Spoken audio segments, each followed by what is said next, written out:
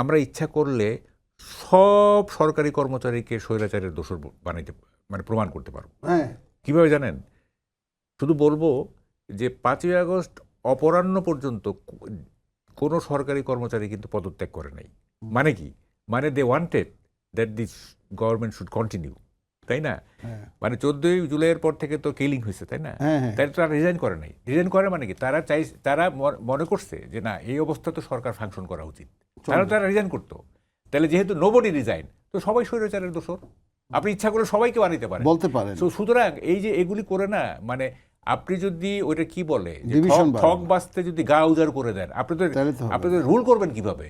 আপনি রুল করবেন কিভাবে? আপনি সবাইকে বলতেছেন তো এটা স্পয়েল সিস্টেম না আমেরিকার মতো। হ্যাঁ, সেই আপনার তো এটা কন্টিনিউয়াস একটা প্রসেস, যে ব্যুরোক্রেসি, আমাদের ব্যুরোক্রেসি। সেই আপনি বলতেছেন এই পুলিশ স্বৈরাচারের দোষর, এই পুলিশ বিএনপি, এই পুলিশ জামাত, এই আমরা, এই অমুক তমুক, এই যে ট্যাগিংটা না, এইটা হয় কি, আপনার ব্যুরোক্রেসি বলেন, তারপরে পুলিশ বলেন, আইন শৃঙ্খলা বাহিনী বলেন, তারা সবসময় থ্রেটেন থাকবে, সবসময় ভয়ের সংস্কৃতির মধ্যে থাকবে। তারা ফাংশন করতে পারবে না সবসময়।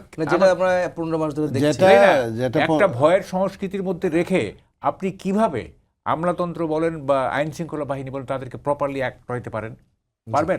আপনি যে পুলিশের মরাল আজ পর্যন্ত রিগেইন করতে পারলেন না, কি কারণে? তারা সবসময় ভয়ের সংস্কৃতিতে আছে। হ্যাঁ, সবসময় ভয়ের সংস্কৃতি।